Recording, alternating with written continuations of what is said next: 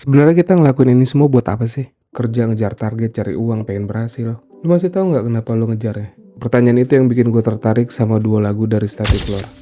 Mereka dari Bekasi, mereka 5 personil, dan mereka nyebut diri mereka adalah emo guys. Emo shoegaze, bukan emo guys, emo guys, emo guys.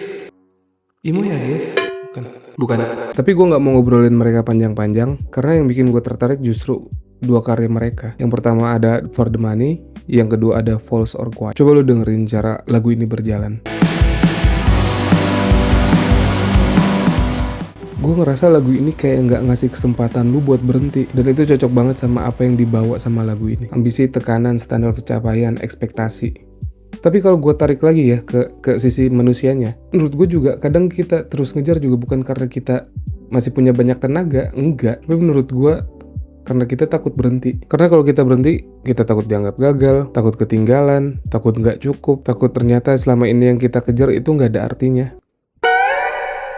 Kadang yang bikin kita capek bukan cuma hidupnya, tapi tuntutan buat terus kelihatan baik-baik aja padahal hidup lu udah berantakan. Dan di sini gue mulai melihat adanya hubungan dari kedua lagu ini. False or Quiet. Kalau For the Money kayak lu disuruh harus terus lari gitu, lu nggak boleh berhenti. Kalau menurut gue di False or Quiet ini momen lu untuk berhenti gitu. Tapi kayak di kepala lu tuh masih, lu belum berhenti, lu masih terus ngejar gitu.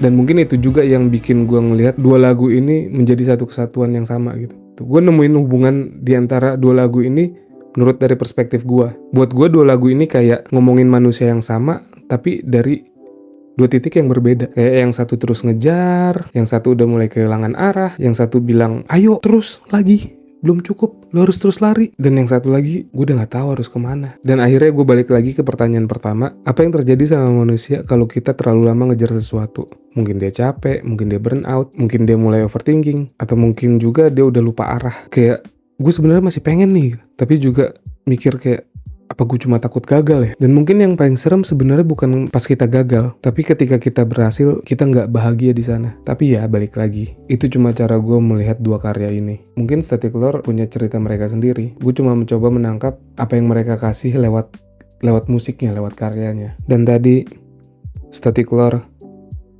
dibacain.